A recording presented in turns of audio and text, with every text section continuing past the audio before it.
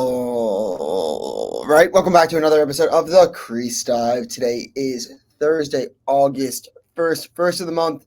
Watch out for Mincy. Nestler. Looks like I can see a little bit of the hangover still in your eyes from war at the store, buddy. How you feeling over there? Yeah, there's not much going on behind these eyes. It was an incredible weekend, like it is every year. Shout out all the community boys. Shout out our host Mary Lee and Captain Jack, my buddy's parents. Just great people. They have fun with it. We all have fun with it. Yeah, put in a good shift this weekend, but now it's Wednesday now, and I'm starting to feel better. It's one of the tricks of getting old is your hangovers last 48 to 72 hours, which is sick. Brutal, man. It's brutal. I like Monday was just like a wash for me. Just a complete, just did not happen. Celebrating my dad's 69th birthday. Yep. I got sloshed, watched the games. Just Monday felt even worse than Sunday. Just like crazy getting to that age. I can't believe that you played the cross after being that hungover. But God bless you. I think next year I'm going to commit to playing for a team. I don't know which one yet. I'm a free agent. Don't be But shy. once I get this marathon behind me, I will get back out there and I will be I will be a lacrosse player again. I'm not gonna let one broken ankle stop me. But yeah, San Diego looked awesome for the PLL and PLL terms. But before we even jump into that, this weekend we're going to Baltimore. Not just the PLL, but me and Nestler will be at the Bar Down Lounge mostly. But you don't have to buy a specific ticket to go. If you're in the area, if you're in Washington, if you're in Delaware, if you're in the DMV at all, if you're in Long Island, if you're in Jersey and you just want to take a train down for a day, we'll be there. You just one ticket, you can walk in and out. They have a ton of TVs because if you're gonna complain like, oh, you couldn't really see the field from where we're sitting, they have a shit ton of TVs that you can watch the game. You can feel the atmosphere. Just being there and even watching it on the TVs, like in the back corner. I know we did that a little bit last year, Nestler. Like it was just awesome being in that atmosphere, watching lacrosse, having the game right there. Home field's a top two destination in lacrosse. I think everybody growing up realizes that at one point in their lives they want to play a game there. Unfortunately for a guy like me, I talk lacrosse, I don't play it. But we'll be there all weekend long. I know I'm excited. There should be like cornhole, beer pong. We'll see about the beer pong. We'll see about the beer pong. Billy football's been harping for the beer pong for a couple of years now, so we'll see. Yeah, it's a shame that he won't show up. But Ness, what are you excited for this weekend? Yeah, I'm very excited. Hopefully, if there is beer pong, we can drag Billy there. I've been giving Billy that work in NCAA football, so he might also be trying to dodge me there as well. But no, I'm fine up. The Baltimore PLO weekend was the first one I ever went to as a fan, as an intern, as a Doogs correspondent, as a Crease Dive correspondent, whatever you want to say. That was my first weekend, so I'm excited to go back a full year later. I'll have a couple of the Cabrini fellows with me, and certainly ready to have a go with Dukes. I mean, Dukes put on a performance last year. I know he was feeling that one, come Monday, Tuesday, but just great content from that weekend. Looking forward to some more of it this year. So Yeah, hopefully it's not as hot. It was a scorcher last year in Baltimore. yeah. And look, last year, this is just for anybody going. Last year, I didn't know. You never know what you're gonna get at a bar down lounge, meaning like alcohol selection. There were some strong ones there. You had to choose wisely. I think this year, knowing what I know, I'm gonna come back and be have my wits about myself a little bit more. But If I it should be recall fun. correctly, it was a locally brewed beer called Pasta Water, Pasta uh, water. and that was Pasta. marketed to us as the most chuggable, lightest beer they had, and that's what we stuck with for a vast majority of the time. Listen, I think they snuck up on everyone. When you're getting locally brewed beer, you're not getting your typical light beer. Mm-hmm. So we'll see if they're back again. It was a delicious beer. It was a great venue, and there's always some little surprise at the Bar Down Lounge. Is what I've learned from going to them. So I'm excited to see what the surprise is this year.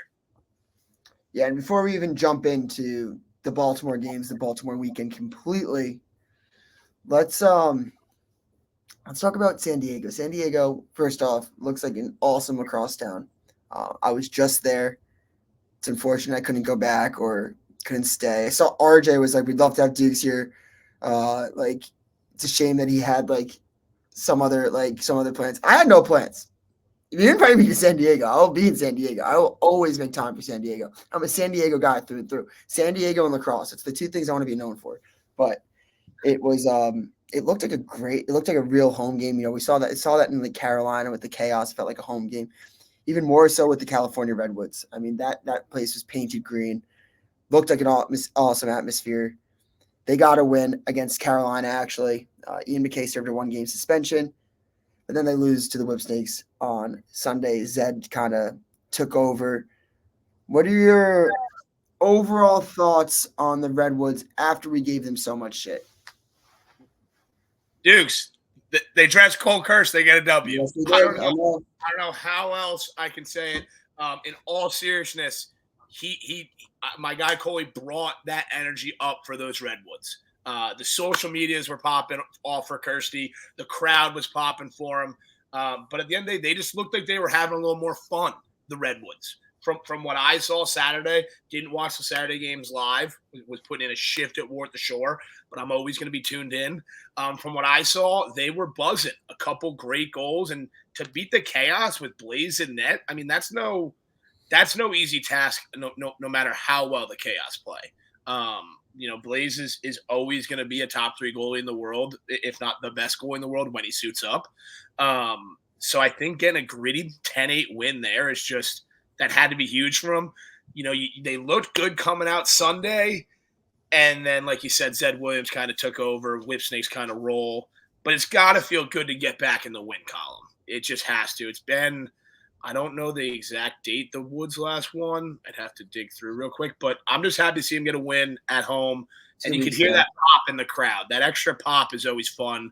I think I noticed it a lot in Philadelphia when I went and watched the games at Villanova when the Water Dogs were playing.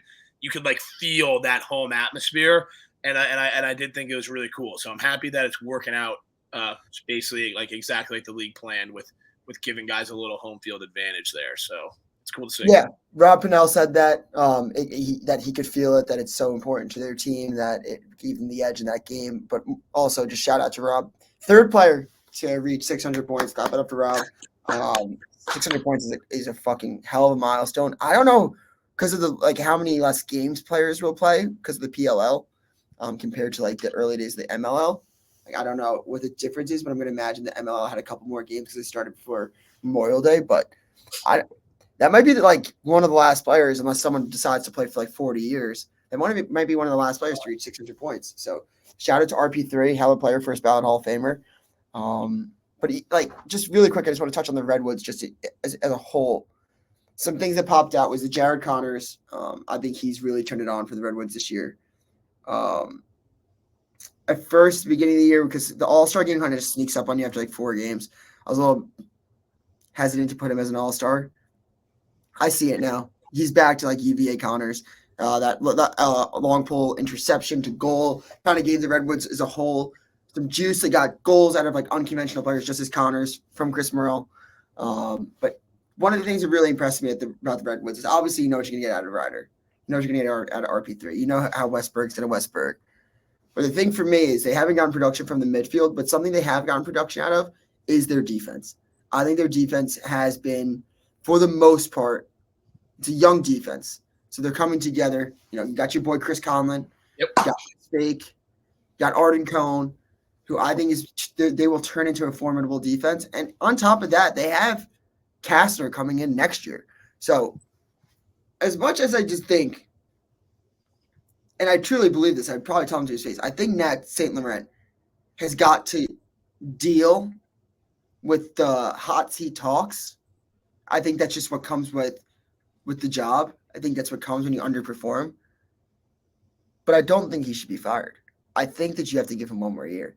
I think that just because he kind of set his team up to be 1 year away, and you got to show some fight next year. I'm not saying you have to be the number 1 seed, but you got to be pretty comfortably in the top 4. And then I think he'd save his job. But I think slow it up right now. I think this is just a young team that I don't know how well a coach could do with this roster right now. I agree. I mean, it's it's tough. It's tough to say that you're not almost like 100% right, because when they made that move in the draft to go with Kastner, Right. next year, there was their way of kind of saying, listen, we're not all in on this year, because if we were all in on this year, we're not going to draft a guy who's not going to play. Right. There's so few roster spots and so few rounds in the draft to forego one of the top 8 times 4, 32 players in coming out of the college. Good mental math nest. You know, they're basically saying, hey, we're going all in year 2, it seems like. So we'll see what they do in the draft. Are they going to make a run in the playoffs this year, even make the playoffs this year? Probably not. Almost 0% chance. Not about making it, but making the run. However, they have a solid roster, like you said. I love the defense.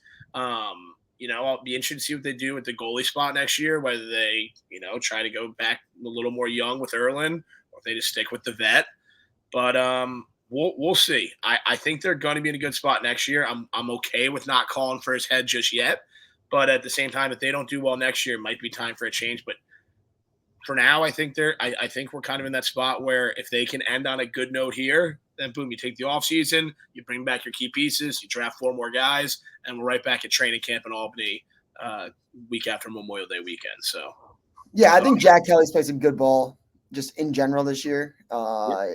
I kind of could see why you'd want to go younger, but I don't think goalie is really that position where you have to go younger. Just I don't see any reason to. Right. Why? It's not like you're getting a faster, fresher legs. Yeah. It's I think instincts and hand-eye kind of you can have for a while. I think goalies could probably be one of the positions that you could be pretty old and yeah. I'm with you on that. Like longevity, longevity-wise, and 2, like the skills necessary aren't as physically demanding. Like you're either quick or you're not. It's really like unless he just loses his quickness over the offseason. No. Right. But at the same time, I'm a Chase Erling guy. I think I don't even necessarily think it's just because he's young. I just think he has like a lot of those, like he's a kind of a gamer in my eyes from what I saw. I watched him a lot at Hopkins this year. I didn't watch a ton of him at Cornell when he was younger, but like watching him at Hopkins, I liked the way he played. So I've kind of been high on him. So for my own self boost, I want it. But at the same time, if there's not a reason to, like we talked about, then don't change the goalie. Word. Yeah, I think that I'm just a Jack Kelly guy. I think that he's had just coming back, some ups and downs, obviously, but I think he's been pretty consistent this year. And then let's just talk about the main thing in game number 2 for the Redwoods. Tucker Dordevic actually absolutely took over. He had 3 2-point goals. I think he's shooting 48% from 2. Kid's on fucking fire. I had a bit a couple years ago that Tucker Dordevic was a team killer. That it was because he was on Hughes and they were supposed to they were good. It was the first year maybe of Gate, I want to say.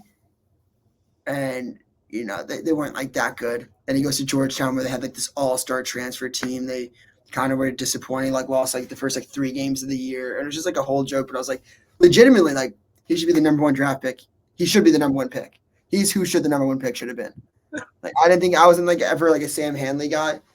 Some people thought I was crazy, but I fucking love Dordevic. I think he's such a good pro.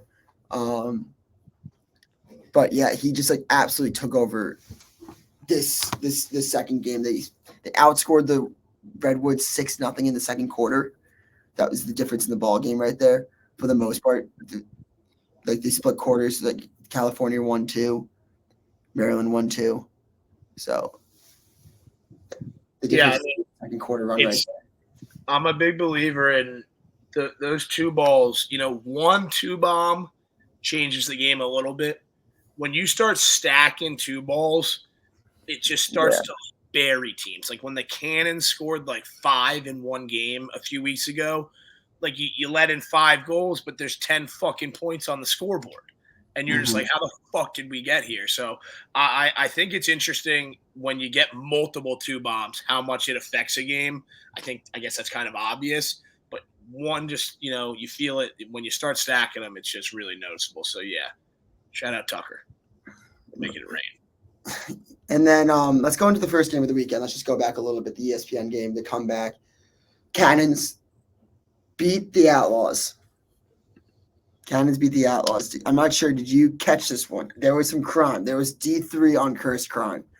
Cross Ferrara got one by Colin Curse. I felt for you in the moment. I just want to be the first to apologize to you. How are you doing from that? It's okay. I'm over it.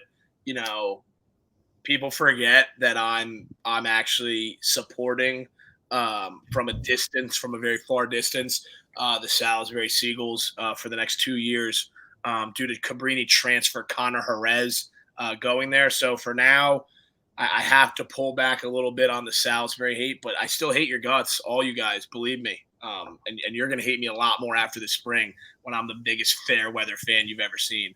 Fair weather supporter. Watch what you say, Nest. But no, that didn't feel good. Cross, listen, I don't want to be a hater, and I'm going to sound like one. I don't think Cross is as good as everyone thinks he is, and it's just strictly biased because I played against him.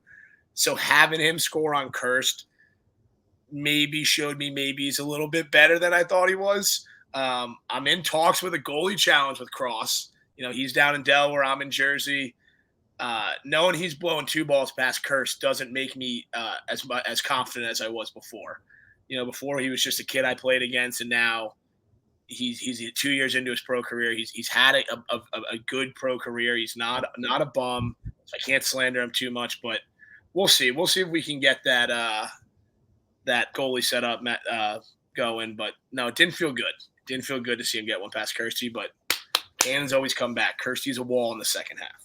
Yeah, Cross is way better than I thought he was going to be, just in general. Same with the Outlaws. I really liked seeing Brennan just absolutely just watching the game.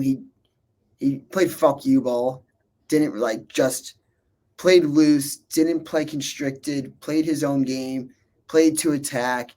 And if he always plays like that, I tweeted out, I hate when people call him like the best player in the world. There hasn't been 1 second I've ever thought that Brendan O'Neill was the best player in the world until this weekend, honestly. And like people would say this weekend and the game in Carolina where he just took over in that fourth quarter. I was like, wow, so you can. This is a dominant lacrosse player. I just liked seeing how fucking aggressive he was. Put his nuts on the table. Didn't play scared. Didn't play constricted. It was very nice to see. So. I thought that was one of my big takeaways from the game. Eric Wallace made a huge difference in this Outlaws offense, just his veteran presence, playing off ball, getting everybody communicated on the right line, on the same page. So I think that's been a huge pickup. The Outlaws are good. I thought they were going to miss the playoffs. I just never could buy them. 2 things I think that come to my mind when I'm thinking about them right now. One, the Jesse Bernhardt going down with a shoulder injury was the absolute turning point in the game. You lose a coach on the field. You lose a great defensive player. You lose heart and soul to a degree. Like, I know Mike Manley probably on that defense, but then you could just see everything was kind of out of sorts after he went down. And Owen McElroy got pulled from the game, and I don't even necessarily think that he should have. It was just like you had to make a change. And for Owen McElroy, it's like I think that he plays his angles really well. He's got a pretty good stick, but when you have to put like a long pole down there to replace Bernhardt, like a guy that's plays up top, it's going to be off by a little bit. The communication is not going to fully be there. Yeah. So I'm a McElroy guy. I think he's played pretty well as a pro. I was a fan of his at Georgetown. I kind of thought it was an early poll. But statistically wise, he wasn't. You're at 37%. You don't even make it through the whole game. We got Sheldon third. Yeah, it's not the end of the world. I'd love to see them. I wonder what they're going to do, if they're going to go back to McElroy, if they're going to stick with the second half guy. So who knows? I mean, the goalie position is crazy. We dove into it a lot last week, but I think the real story though, I mean, Cursed, and I know I always talk about him, but he really does this thing where he lets up 6-7 goals in the first, and then once he gets comfortable and he locks in, I believe it's the second week in a row where he's held teams under like 3 or 4 goals. This week it was 1, but I got to dive into last week's to double check. But where he just gets comfortable, and he's so dangerous when he's comfortable. There's times where every goal in the world is going to get shelled, especially at this level. The offense is too high powered. It's being able to find that I'm low. All right, let me get back to being average. Let me get back to being good. Let me get back to being great. And he ends the game at 61%. So holding the team to 8 goals. He needed to, in the second quarter, in the second quarter, there was a save at the end of the game, end of the half. That if he let in, it felt like a backbreaker, but he got on top of it. I think it was low key the most the turning point of the game for in general. Just it's kind of when Bernhardt kind of went down, that saved to kind of keep them within 3 goals or whatever it was. I thought was huge. But yeah, Kirsty's he's a fucking hell of a player. He's really, really, really, really goddamn good. And then the face and then Tucci for the Cans kind of give Weirman that work out there. He was two similar face-off guys in my opinion. Yeah. 2 athletes that can stay on the field, 2 guys that could shoot the rock. So kind of similar styles. No, that doesn't necessarily really shock me, but it might did it shock you? It seems like. Well, I don't know. I just think I guess it's hard when you see 9 for 23. That seems a lot lower than like 40%. That's where Weirman went. It just seems like kind of got dominated. But then I guess when you break it down, it's really just if 1 or 2 faceoffs go Weirman's way, that number kind of looks a lot better. So I think I'm stat watching a little bit over here. Yeah, and I also just want to touch on this really quick. Let me see what he ended up with so I can get it right. People are a little bit on our guy Pat Cav's ass. He has 1 goal, 1 for 5 shooting. Took over for Matt Slott. Look, 1, he just got off of IR. He's played 2 games at midfield. He played in Carolina and then maybe 1 game after that, if I'm remembering correctly. Maybe Philadelphia he played. So he played 2 games, then was on the IR. Came back, and that was out of the box. Now he's playing attack. Took over his brother's slot. It's for probably the first time in 7 years, 8 years. Maybe you can even say 15, where he wasn't the ball dominant attackman. Like that's Asher right now. You can't really fuck up with what Asher's doing. So now he's got to adjust his whole style, how he plays, which he's good enough to do. But people calling for his head when he has 1 goal, I'm pretty sure he scored also in every single PLL game that he's played. Correct. I mean, well, at least at a point. So I think everyone just got to pump the brakes a little bit. I got some people in my DMs. No, I am not nervous for Pat Cav. I think they got to figure out how to unlock him. Like, are you going to fully put him at lefty attack? Are you going to you just got to figure out what to do with him. But just because you have a really good player does not mean you can always just plug and play him. He's going to have to adjust, or you're going to have to adjust around him. It depends how you want to view it. Do you want to still roll with Asher as your ball dominant feeder, or are you going to switch to Pat?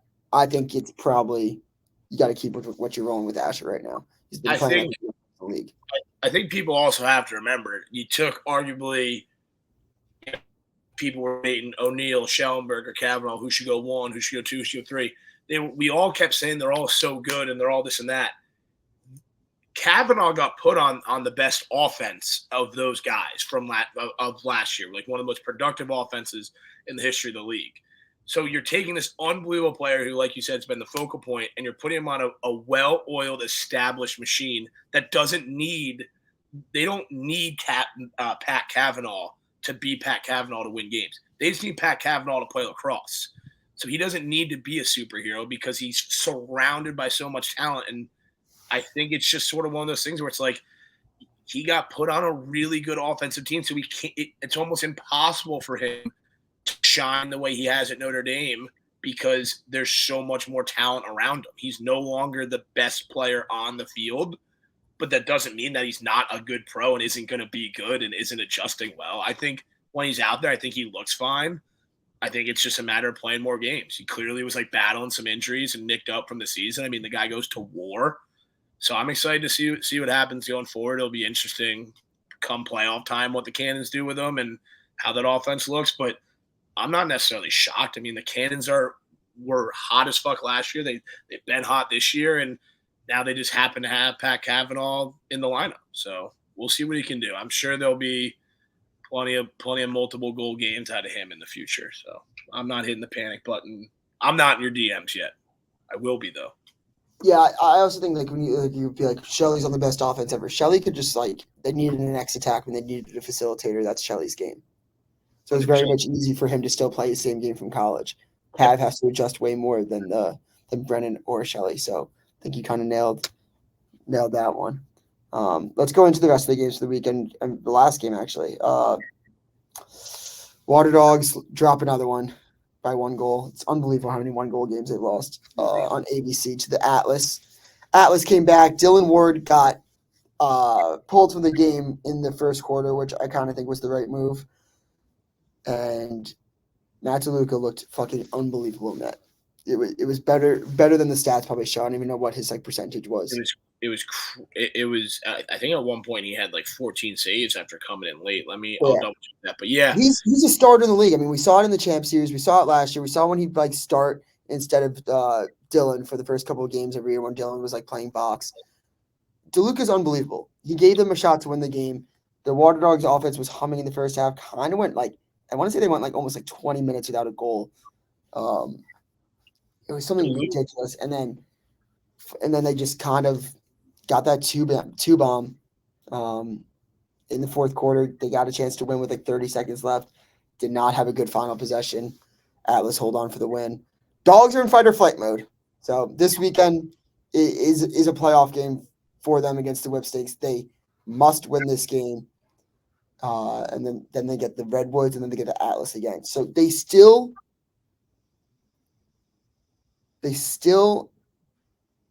have a season. And it's inexcusable to lose these games, right? Just these close games. You can't lose this many close games. But I will stick to this. I guarantee if you pulled every single team in the league in the top end, and I'm saying anonymous. I know the competitors and everyone, nobody wants to play the Dogs. I 100% agree. I'm so with you. And I get that it's oh my God.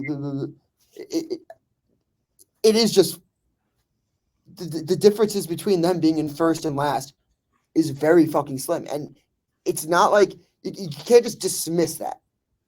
You can't just dismiss that it's the difference in this league from being the worst to the best is very small margin of error. And we've seen this in the past. The Chaos have done this before. What 5% chance to win the championship, to go on and win it. This is very doable for the Water Dogs. If they end, and it's very possible that they end the season 3-0. Yeah, that'd be cool to watch. But going back to DeLuca, he comes in off the bench. He ends the game with 17 saves and a 70% save percentage. To do that coming in cold in a PLL game is that's pretty crazy. It's like you said, he's a really good goalie, so it'd be awesome to see him find his groove. Not that he never didn't have it, but yeah, the Dogs are an interesting spot. That Eastern Conference is that last spot is still obtainable for them. So we'll see. I think lacrosse is fun to watch when the Dogs are in it. I think they have a good fan base. I think when Philly's into it, it gets rowdy. I think their team's kind of a gritty team, so it's fun to watch. But yeah, it's almost remarkable how many 1-goal games they've won. I almost, when they had the ball at the end of the game, I was like, all right, they're gonna send it to OT and they're gonna win one in OT after watching them lose 2 OT games earlier in the year. And then they kind of just threw the ball away, if I recall correctly. I don't even think they got a look. I think the ball ended up out of bounds on the Atlas bench, and then the Atlas kind of just threw the ball down the field. So it's tough to not get a look there coming out of a timeout. But they made a change in their lineup. No Scarpello this week. I did not foresee that coming, but it will be interesting to see what happens going forward with the Water Dogs. So they're making that's 50 middies all over the place. Yeah, it's hard to dress all 4 of them, and then you have also Higgins, he's on the IR. Yeah. But yeah, Jay Caraway had a 2-pointer, extended the field. The attack didn't really get much going for the Water Dogs. I'm still going to say I just do not. I tweeted Fogo wasn't the problem. They shouldn't have dressed the Fogo. The Fogo did win them that last faceoff, which is probably why you dress him. I can't believe that Stathakis beat Trevor on that. But there's just still something about. I just still don't think they should dress him. I mean, it is what it is. Like, you think this game's close without a Fogo? You don't think they're just going to get like run? You don't think the Atlas are going to have like a few more goals with all the it's so much extra time. But I think that any Atlas goal, like I think any early possession goal would be scored, Fogo or not. I guess I just see it like just because Trevor gets 2 goals. Let me see. Did Trevor score? I think Trevor had 2. He had 2 goals against a Fogo. Correct. While dressing Fogo. So do you see what I'm saying? Well, yeah. I don't think it's preventing. I don't think it's preventing the Atlas as much from scoring. I think it's more so like you're preventing them from.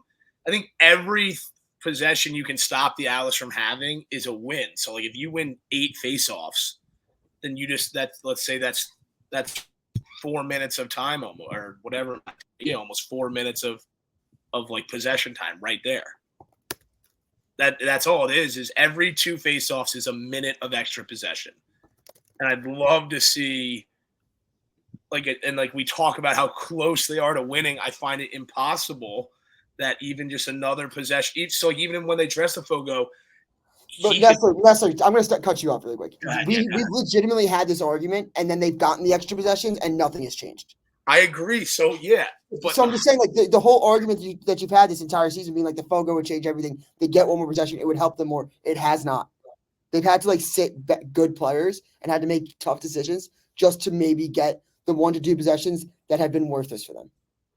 You're not wrong. You're not wrong. So I'm saying, and I will fully admit that, they would not have been in a position to win this game without dressing a Fogo. So I do understand that argument. It's just I think McConvey's good enough to be he should be playing. He's an every week dresser. Okay. He's a Canadian. He's great off ball. Who could play on ball. Who I think should be playing every week. Caraway the same thing. Conrad the same thing. You're sitting like Mikey Schlosser. It's these guys I think can make more of an impact, and maybe not have to maybe you don't have to rely so much on Sadakis winning that last possession. Yeah, that's fair. There's one singular situation where I'm all right, yeah, you do need a face-off guy here. That's and fair. I'm not even saying it's overtime. And overtime would be nice, but I'm not even saying overtime. I'm saying when the shot clock's less than 30 seconds and you need to win the face-off to win the game, which is a very whatever. I mean, this debate could go on forever. I know everyone knows where we stand. We could legit do a 24-hour episode on it. Yeah, and I just want to shout out Liam Ensman. He's fucking disgusting. It's Jordy trying to sit him was the craziest thing. I wanted to shit on him so bad. Oh, we didn't even address that. Sorry, Jordy's not here. Yeah, rough go for Jordy. He lost his keys or some shit. Didn't get his sunglasses stolen though, so he's a little upset about that. He feels like the thief didn't think that they were worth it. Dad life is kicking his ass, but we're recording this Wednesday morning. I have to go to Pick Central pretty soon to do my job. So Nest, but let's get into the Great Baltimore weekend, would we? So, game number 1, it's the playoff game. It's the playoff game that we were talking about. It's the whip stakes against the Water Dogs. I'm pausing because I'm trying to pull up the odds really quick for my friends over at DraftKings. Odds may change. So let's look at the odds. Wow. This one's a 50-50. Water Dogs you get plus 1.5 minus 160 or whips minus 1.5 plus 124. But the money line minus 115 either way. Max bet Water Dogs minus 115. Max bet. Max play of the year. Wow, Doogs play of the year. It's hard for me not to ride with you on play of the year. Boots on the ground, Barstool's, always been in the Water Dogs corner. It wouldn't be right for me to root against them. I'm going to go with the Dogs. I do think it also makes the playoff race fucking. The Dogs win this one, then all of a sudden teams are really starting to say, I hope they don't get into the playoffs. They better not make it. So I'm going to go with the Dogs with you there. Give me that money line. We'll have Boots on the ground for that one. All 4. Game number 2, 3:30. Outlaws, Redwoods. Outlaws minus 154, minus 1.5, minus 105. Redwoods plus 1.5, plus 120 on the money line. Nestler, what's your play? Give me the Woods, baby. Get to see Conlon play in person again. Hopefully see Kirsty play in person. And then get to root against Mr. Cross Ferreira. So that'll always be fun. Get to get some of that hate inside of me out after he dunked on me. So give me the Woods. I think I'm going to go with the Woods too. Solidarity. Yeah. I don't know the Bernhardt thing. The defense didn't look great. Fuck it. Give me the Woods. Give me the Woods plus 1.5. You're taking them spread. I'm going to take a money line there. What was that money line again? Plus 120. Like that. I like that. Plus Game 1 on Sunday, 3:00. Maybe we can get some brunch, Nest. Maybe some brunch. Oh, yeah. Maybe some brunch before the game. Whips plus 135 on the money line. Cannons minus 175. Cannons minus 1.5, but minus 130. Whips plus 1.5, plus 100. I'm taking the Cannons. I'll start this one. I'm taking the Cannons minus 1.5. Go ahead. You go. I was leaning like same one. I don't love that minus 175. I mean, that's just, that's a heavy number there. So I'll give the 1.5 and just hope maybe Maryland's a little tired. I feel like we've talked about this and said, maybe that second game the team's tired, and I feel like sometimes it's the opposite and they play better in the second game. But whatever. I will never bet against the Boston Cannons as long as Colin curses in between the pipes. So I'm on the Cannons responsibly. I'm actually gonna take I'm taking the Whips plus 1.5. Bet. Good. Yeah. Sunday we're not. I think the Cannons win, but I think the 1.5. You have to be careful with these 1.5s. They're just sneaky. The team's gonna win. Yeah, just because you think your team's gonna win. I've always been on that. Like it was like the Cannons barely covering against the Outlaws on Saturday. That was a sneaky cover. Mm-hmm. Last game of the weekend in Baltimore, we have the Chaos versus the Archers. Archers minus 135, minus 1.5, minus 135. Chaos plus 1.5, plus 105. Chaos plus 150 money line. Archers minus 195 money line. Nest, who you got? This is, in my opinion, hardest pick of the weekend. Haven't seen the Archers play in what? 2 weeks? Did they play the week before? No, because they played in Fairfield. I forgot. Uh-huh. So I haven't seen the Archers play since Fairfield, but that's my play, dude. I got noise coming out here. I'm gonna go with the Archers. Don't have I don't think I have an exact reason besides the fact that I think it's sort of a toss-up. I think you can't really go wrong here. It's wherever your heart tells you. Both goalies are great. Both teams are full. They're both going to be playoff contenders, so I'm going with the Archers. Give me it fresh off a bye. I got the Chaos money line in this one. All right, so Sunday good defense. We'll see what happens, but I like the Chaos in this one. All right. Yes. Anything else you want to report on? No, just excited for this weekend. Excited to have boots on the ground. A lot of fun stuff, and hopefully hit some bets, and maybe. Yeah, I'm excited. Make sure you go to our social pages to buy tickets. Use our link; it'll help us out. Thank you guys for tuning in. Follow us at the Crease Dive on all socials. Follow Nestler wherever you can find him. Follow me wherever you can find me. And have a blessed day. Thanks, guys. Love you. Love you guys.